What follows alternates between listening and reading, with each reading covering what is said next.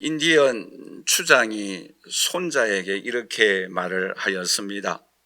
우리 사람들마다 마음속에는 두 마리의 늑대가 있는데 그 두 마리 중에 늑대는 어떤 늑대인가 하면은 한 마리의 늑대는 악한 늑대이다. 그 늑대는 늘 항상 짜증을 부리고 불만을 품고 미워하고 또 마음속에 시기와 질투가 가득한 사람이고 이런 것으로 가득한 한 마리의 늑대가 있단다. 그런데 또 한 마리의 늑대는 선한 늑대란다. 그 선한 늑대는 너의 마음속에 항상 기쁨과 즐거움과 평안과 능력과 주위의 사람들과 사이좋게 지내고 사랑하고 이해하면서 살아가는 늑대란다. 그럴 때에 그 손자가 그의 할아버지 추장에게 이렇게 물어봤어요. 할아버지, 그러면 어느 늑대가 항상 이깁니까? 그러니까 그 추장이 하시는 말씀이 네가 먹이를 주는 놈이 항상 이기시라고 대답하였다고 합니다. 오늘 본 말씀에도 우리 에베소서에 보면은 두 가지 큰 능력이 역사하고 있다라고 말씀을 하고 있습니다. 여러분 에베소서 2장 2절 말씀에 보시면 이렇게 말씀을 하고 있죠. 그때에 너희는 그 가운데서 행하여 이 세상 풍조를 따르고 공중의 권세 잡은 자를 따랐으니 곧 지금 불순종의 아들들 가운데 역사하는 영이라 라고 말씀을 하고 있습니다. 즉 우리들 마음속에 어떤 영이 역사한다고요? 악한 마귀의 역사가 우리의 마음속에 일을 한다라고 말씀을 하고 있습니다. 그런데 오늘 본 말씀에 보시면 에베소서 1장 19절에서 20절 말씀에 보시면 또 한 능력이 우리의 마음속에 역사하신다라고 말씀을 하고 있지요. 오늘 본 말씀 1장 19절에서 20절 말씀에 보시면 그의 힘의 위력으로 역사하심을 따라 믿는 우리에게 베푸신 능력의 지극히 크심이 어떠한 것을 너희로 알게 하시기를 구하노라 라고 말씀을 하고 있습니다. 즉 우리의 마음속에 하나의 영은 하나님의 영, 성령의 능력이 역사하고 있다라고 말씀을 하고 있습니다. 오늘 이 자리에 함께 예배드리는 저와 우리 사랑하신 성도 여러분, 오늘 우리의 마음속에 어떤 영에게 우리는 먹이를 주고 있습니까?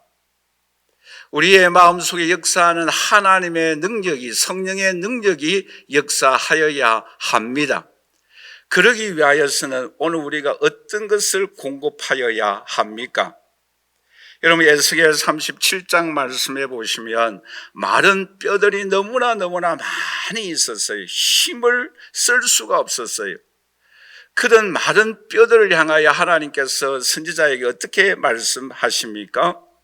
여러분 에스겔 37장 7절 말씀해 보시면 이렇게 말씀을 하고 있죠. 이에 내가 명령을 따라 대언하니 대언할 때에 소리가 나고 움직이며 이 뼈 저 뼈가 들어맞아 뼈들이 서로 연결된다라고 말씀을 하고 있습니다. 여러분 마른 뼈들에게 말씀으로 대언하였을 때에 움직이기 시작하였어요. 그뿐만 아니라 더 나아가서 성령으로 역사할 때에 그 마른 뼈들이 어떤 역사가 일어나게 됩니까? 조금 지나서 10절 말씀해 보시면 이렇게 말씀을 하고 있죠. 이에 내가 그 명령대로 대언하였더니 생기가 그들에게 들어가매 그들이 곧 살아나서 일어나서는데 극히 큰 군대더라라고 말씀을 하고 있습니다. 여러분 마른 뼈가 힘이 없는 뼈들이 이제는 하나님 말씀이 들어갈 때에 성령의 능력이 들어갈 때에 큰 군대가 된다라고 말씀을 하고 있습니다. 오늘 이 자리에 함께 예배드리는 저와 우리 사랑하신 성도 여러분, 오늘 우리의 힘은 연약하지만 마른 뼈다귀와 같이 능력이 없고 아주 말라 비떨어져 있지만 그러나 하나님 말씀이 들어가면 성령이 역사하면 우리가 힘있게 하나님의 영광을 위하여 큰 군대가 되는 하나님의 자녀가 될 줄 믿습니다. 여러분 사도행전 12장에 보시면 베드로는 옥에 갇혀 있었습니다. 그럴 때에 예루살렘 교회가 어떻게 하였습니까? 사도행전 12장 5절 말씀이 이렇게 말씀을 하고 있지요.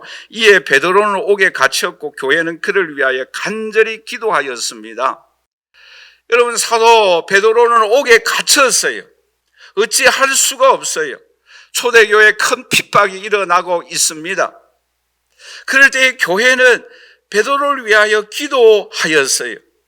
여러분, 그럴 때 어떤 역사가 일어납니까? 사도행전 12장 7절 말씀 이렇게 말씀을 하고 있지요. 홀련히 주의 사자가 나타나며 옥중에 광채가 빛나며 또 베드로의 옆구리를 쳐 깨워 이르되 급히 일어나라 하니 쇠사슬이 그 손에서 벗어지더라 라고 말씀을 하고 있습니다. 여러분, 오늘 우리가 어찌할 수밖에 없는 상황 속에 있을 때 우리는 어떻게 하여야 합니까? 초대교회처럼 베드로를 위하여 기도하였던 것처럼 기도할 수 있기를 주님의 이름으로 간절히 축원합니다. 그럴 때 옥문이 열리고 쇠사슬이 열려지는, 우리를 가로막고 있는 모든 어려운 일들이 해결되어지는 그러한 하나님의 역사와 손길이 우리의 삶을 통해서 역사하며 일어나게 되어지는 은총과 저와 여러분들에게 임하여 주실 줄 믿습니다. 오늘 우리는 이 하나님의 능력이 우리에게 필요합니다. 여러분, 악한 마귀의 사탄의 역사도 오늘 우리에게 계속 역사하고 있습니다. 여러분, 이 악한 사탄에게 먹이를 줄 것입니까? 우리는 하나님의 성령에 하나님에게 능력을 힘입을 수 있도록 우리는 끊임없이 말씀을 대언하며 성령의 능력을 사모하며 하나님 앞에 기도하며 하나님을 찬양하며 하나님 말씀에 순종하며 나아가는 오늘 저와 여러분들이 되시기를 주님의 이름으로 간절히 축원합니다. 그럴 때 우리의 삶을 통해서 주님의 형상을 닮아갈 수가 있어요. 우리의 삶을 통해서 하나님의 기적과 능력이 나타나게 됩니다. 각양 좋은 은사와 능력이 우리의 삶을 통해서 나타나게 됩니다. 이러한 손길을 오늘 희망찬 2023년도 저와 여러분들이 마음껏 경험하고 하나님께 영광을 올려드리는 저와 여러분들이 되시기를 주님의 이름으로 간절히 축원합니다. 자, 그러면 오늘 말씀해 보시면 이 하나님의 능력이 어떻게 역사하고 있는가, 크게 두 가지 면에서 우리가 함께 살펴보고자 합니다. 첫째는 우리 한번 다 같이 따라서 할까요? 하나님의 능력은 십자가와 부활로 나타난다. 여러분, 한번 생각해 보세요. 하나님의 능력이 가장 필요한 곳이 어디일까요? 그것은 죄 사함과 부활의 능력입니다. 즉 십자가와 부활의 능력이에요. 여러분, 왜 그렇다고 생각하십니까? 여러분, 예수님이 십자가를 앞두고 얼마나 고민되면서 기도했습니까? 그럴 때 땀이 어때요? 핏방울과 같이 떨어졌다라고 말씀하고 있습니다. 그리고 또 어떻게 기도합니까? 이 십자가 이 잔이 나에게서 떠나갈 수 있도록 할 수만 있다면 이 잔이 내게서 떠나가게 해달라고 기도하였지 않습니까? 그리고 또 한 가지 더 있지 않아요? 예수님이 십자가 위에서 어떻게 기도합니까? 나의 하나님, 나의 하나님, 어찌하여 나를 버리십니까? 라고 탄식하며 기도하였지 않습니까? 여러분, 생각해 보세요. 예수님이 이렇게 기도한 적이 있습니까? 예수님이 중풍병자를, 죽은 자를 살리기 위하여 이렇게 했으며 기도한 적이 있습니까? 여러분, 그러면 왜 예수님이 이런 십자가 가장 어려운 고통을 왜 경험하였습니까? 그것은 우리의 죄 사함이지 않아요? 그것은 예수님의 부활이지 않습니까? 그 예수님께서 우리의 죄 사함과 부활을 위하여 그토록 십자가를 앞두고 애통하며 강구하며 할 수만 있다면 이 잔을 내게서 떠나가게 해달라고, 나의 하나님, 나의 하나님, 어찌하여 나를 버리십니까? 라고 탄식하며 외치며 강구하였지 않습니까? 그런데 그 예수님이 부활하셨어요. 그런데 그 예수님이 지금 이 세상을 통치하고 계십니다. 그런데 그 예수님이 다시 이 땅에 저와 여러분들을 데리고 가기 위하여 재림하여 주십니다. 우리를 위하여 지금 천국을 준비하고 계십니다. 여러분, 워필드라는 유명한 학자가 이런 말을 했어요. 예수님이 무덤에서 살아나지 않으셨다면 모든 우리의 소망, 모든 우리의 구원이 오늘날까지 그와 함께 죽어 누워 있을 수밖에 없다.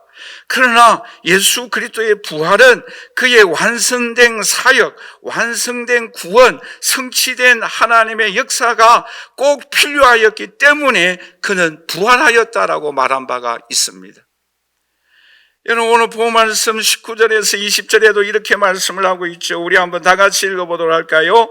그의 능력이 그리스도 안에서 역사하사 죽은 자들 가운데 다시 살리시고 하늘에서 자기의 오른편에 앉히사 모든 통치와 권세와 능력과 주권과 이 세상뿐 아니라 오는 세상에 일컫는 모든 이름 위에 뛰어나게 하시고라고 말씀하고 있습니다.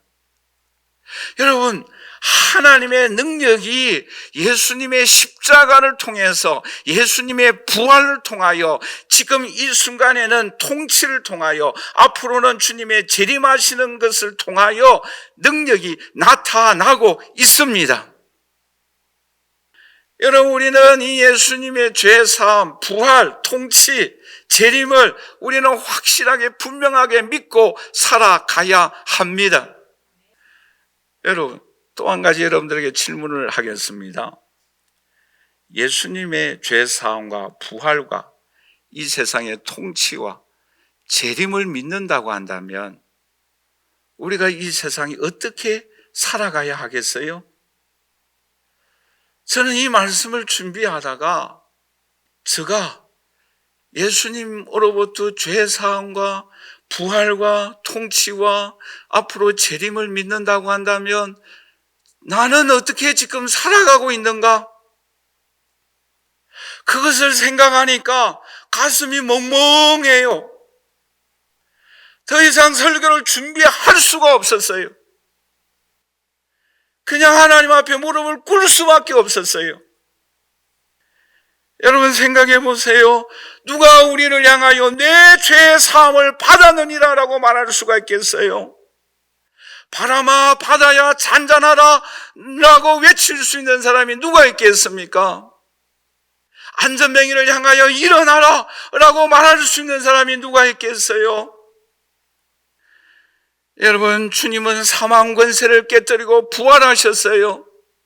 그렇기 때문에 고린도전서 15장 55절에 이렇게 말씀하고 있지 않습니까? 사망과 너의 승리가 어디 있느냐? 사망아 네가 쏘는 것이 어디 있느냐? 여러분, 사망 권세를 깨뜨리고 부활하신 주님은 오늘 저와 여러분들에게 첫 열매가 되시고 오늘 저와 여러분들도 부활하여서 영원한 천국에 올라갈 줄 믿습니다. 이런 성도들은 사망 앞에 담대할 수 있어요. 여러분, 사도행전 21장 13절에는 이렇게 말씀을 하고 있지요. 바울이 대답하되 여러분이 어찌하여 울어 내 마음을 상하게 하느냐? 나는 주 예수의 이름을 위하여 결박당할 뿐 아니라 예루살렘에서 죽을 것도 각오하였다라고 말씀하고 있습니다. 여러분, 바울이 예루살렘에 올라가면은 결박과 핍박이 기다리고 있습니다. 주위에 있는 사람들이 예루살렘에 올라가지 말라라고 바울에게 권면하였어요. 그럴 때 바울은 내가 이 사명 때문에 죽을 뿐만 아니라 나는 예루살렘에 올라가야 한다라고 말씀하고 있습니다. 왜요? 자기의 생명을 내어놓았어요. 왜요? 부활하기 때문이에요. 왜요? 우리에게는 천국이 기다리고 있습니다. 여러분, 우리가 가장 두려워한 것 중에 하나가 죽음이지 않습니까? 죽음 이후에 우리의 삶이 어떻게 될 것인가 두렵지 않아요? 걱정되지 않습니까? 그런데 주님이 우리의 죄를 사하여 주셨고 주님이 우리의 첫 부활의 열매가 되어 주셨고 주님이 우리를 위하여 천국을 예비하면 우리를 데리러 오신다라고 말씀하고 있는데 이것을 우리가 확신한다고 한다면 우리가 이 세상에서 두려워하여야 할 것이 무엇이 있겠어요? 너무 대단하지 않겠습니까? 그래서 저는 한마디로 말씀드리면 이 세상이 감당할 수 없는 사람이 된다. 여러분, 우리 한번 다 같이 따라서 할까요? 이 세상이 그 어떠한 것도 감당할 수 없는 하나님의 사람이 된다라는 거예요. 여러분, 우리가 그렇게 귀한 존재예요. 여러분, 아이브람 카이프는 이런 말을 했어요. 인간 존재의 전 영역에서 만물의 주님 대신 그리스도께서 이것은 내 것이다 라고 선언하지 못하는 곳은 한 뼘도 없다. 여러분, 이 말은 어떤 말입니까? 하나님 주권 외에서 하나님 허락 없이 일어나는 사건도 없고 또 일들도 없고 인물들도 없고 모든 땅들도 없고 모든 일들도 없다라는 그러한 의미의 말이잖아요. 이 말은 역으로 표현한다고 한다면 하나님이 허락하여야만 모든 일들이 일어난다라는 거예요. 우리는 하나님의 손에 붙잡힌 바 되어지는 하나님의 자녀입니다. 그러므로 오늘 저와 여러분들이 나아가는 모든 갈 길을 인도하고 계십니다.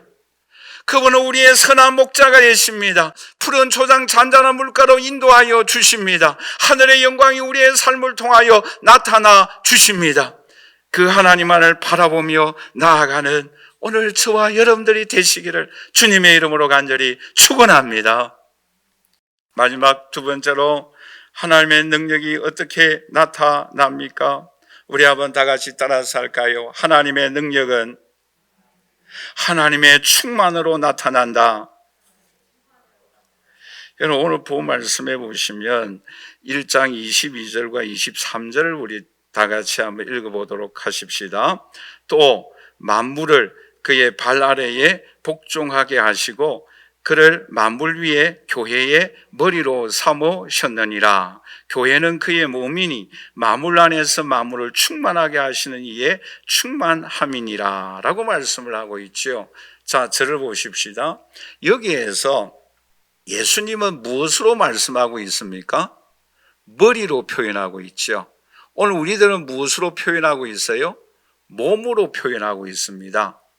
이 관계를 신학적인 표현인데 좀 어려운 표현입니다만은 이 관계를 가리켜서 유기적 관계라고 표현합니다.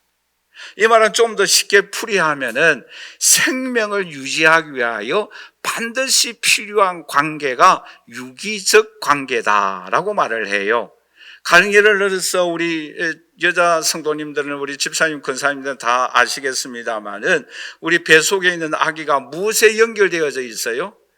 탯줄에 연결되어져 있잖아요. 그러므로 이 아기가 생명을 유지하고 있는 거예요. 어머니가 무엇을 먹느냐에 따라서 영양분이 계속해서 공급되는 거예요. 그것이 바로 유기적 관계예요.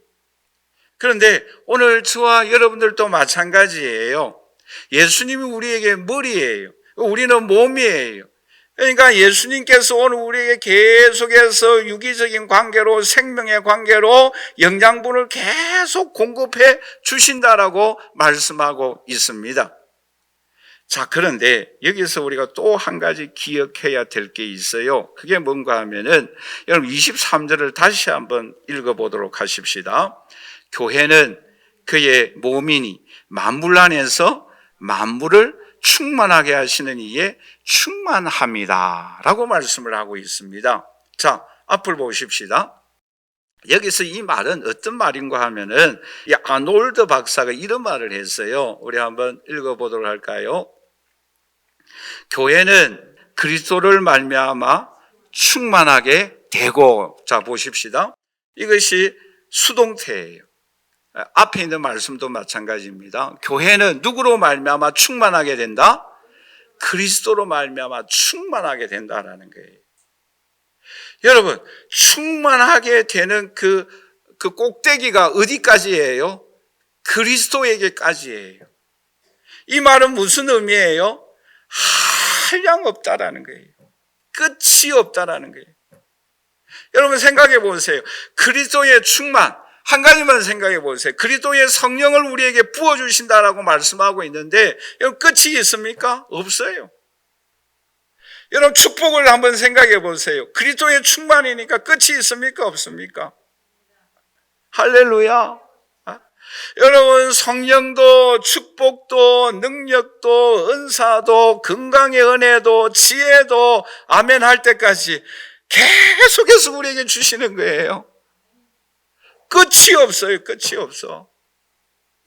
여러분 주님의 그 전지전능하신 능력이 스스로 계신 그 하나님이 우리에게 부어주시는, 우리에게 충만케 하여 주시는 그 은혜는 끝이 없는 은혜와 능력과 권능이 지혜가 오늘 우리에게 하루도 빠짐없이 공급하여 주시고 계십니다. 여러분 이것을 우리는 확신하여야 합니다. 그런데 또 하나가 있어요. 그게 뭔가 하면은 그리스도는 교회를 통하여 세계를 완전히 충만하게 나타난다. 이 말은 뭔가 하면은 예수 그리스도를 통하여 우리가 충만한 은총을 받고 난 이후에 오늘 저와 여러분들이 이제는 세상을 향하여 충만할 수 있도록 이 사역을, 이 사명을 감당하여야 한다라는 사실을 여기서 오늘 우리에게 말씀하고 있습니다. 그러면 우선적으로 하여야 할 일이 있어요. 그게 무엇입니까? 우리 한번 다 같이 따라서 하십시다. 예수님으로 인하여 내가 충만을 경험하자. 할렐루야. 여러분, 올 한 해 동안 여러분들의 삶 속에 예수 그리스도의 은혜와 예수 그리스도의 능력과 예수 그리스도의 축복과 예수 그리스도의 지혜와 예수 그리스도의 은사가 오늘 우리의 신앙의 삶 속에 한 가지씩 경험되어지고 체험되어지고 충만한 데까지 계속하여서 충만하여 져가는 은총과 축복이 저와 여러분들에게 함께할 수 있기를 주님의 이름으로 간절히 축원합니다. 여러분 이 세상은 메말라 있어요. 우리의 신앙의 삶의 현장은 굉장히 힘들고 어려움이 우리에게 부딪힐 때가 자주 일어나지 않습니까? 여러분 그럴 때에 우리의 힘으로 살아갈 수 있겠어요? 우리는 이 그리스도의 충만한 은총을 사모하여야 합니다.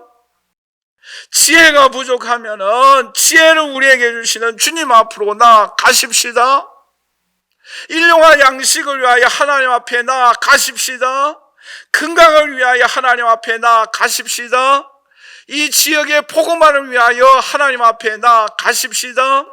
우리에게 은사가 필요하지 않습니까? 은사가 필요하면 하나님 앞에 나아가십시다. 성령의 불이 오늘 우리에게 필요하지 않습니까? 하나님 앞에 나아가십시다.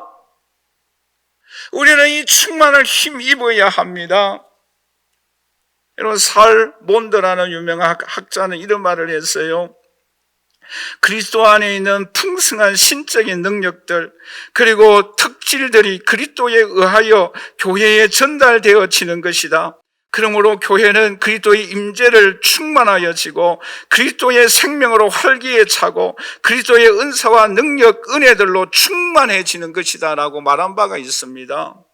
여러분 우리가 이 시간 예배 드릴 때 하나님 앞에 찬양하고 하나님의 말씀을 듣고 하나님 앞에 기도함으로 인하여 하나님의 임재를 하나님의 불과 같은 성령의 능력을 힘있는 저와 여러분들이 되시기를 주님의 이름으로 간절히 축원합니다.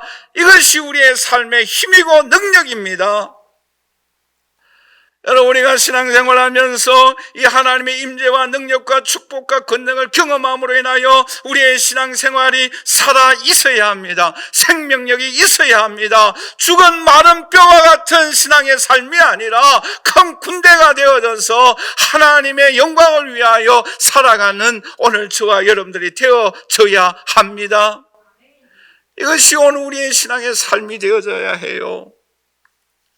그리고 오늘 우리들은 이 능력, 이 충만, 하나님의 임재를 경험하고 이제는 우리가 이 세상으로 나아가서 그들에게 충만할 수 있도록 우리에게 주신 달란트와 사명을 감당해 나가는 오늘 저와 여러분들이 되시기를 주님의 이름으로 간절히 축원합니다. 여러분, 제가 1월 4일 날 인터넷을 통해서 기사를 하나 보았는데, 여러분, 프랑스에 개신교가 있어요. 이 프랑스의 개신교는 오순절 침례의 은사주의 교회입니다. 소위 프랑스 복음주의 협의회라는 그러한 교회를, 단체를 의미하고 있습니다.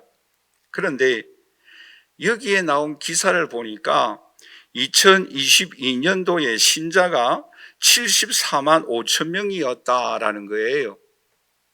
그런데 2017년도에는 65만 명이었다라는 거예요.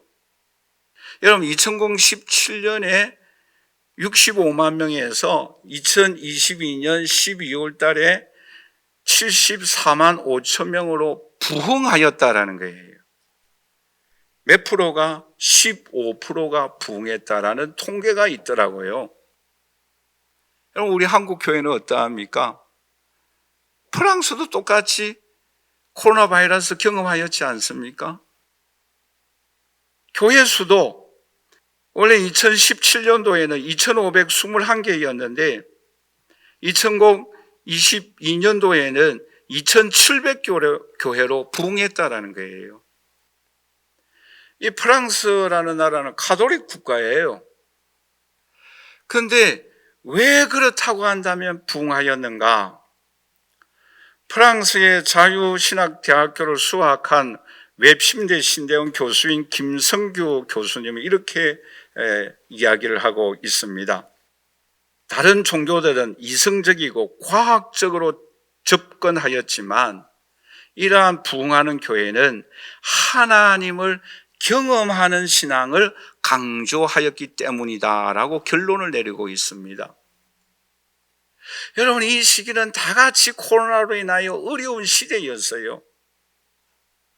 우리 한국 교회는 약 20% 이상 성도들이 낙심하고 세상으로 나갔다라는 통계가 있잖아요. 그런데 이 교회는 15% 성장했어요.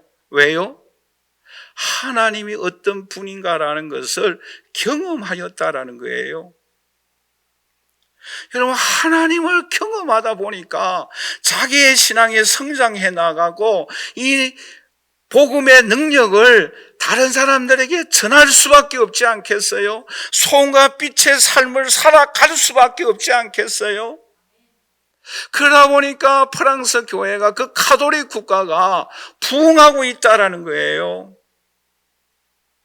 오늘 이 자리에 함께 예배드리는 저와 우리 사랑하시는 성도 여러분, 오늘 저와 여러분들이 사도 바울이 에베소 교회를 위하여 기도하고 있는 것처럼 오늘 저와 여러분들 마음속에 하나님을 경험하는 하나님의 충만하심이 어떠한 것을 체험할 수 있는 오늘 저와 여러분들이 되시기를 주님의 이름으로 간절히 축원합니다.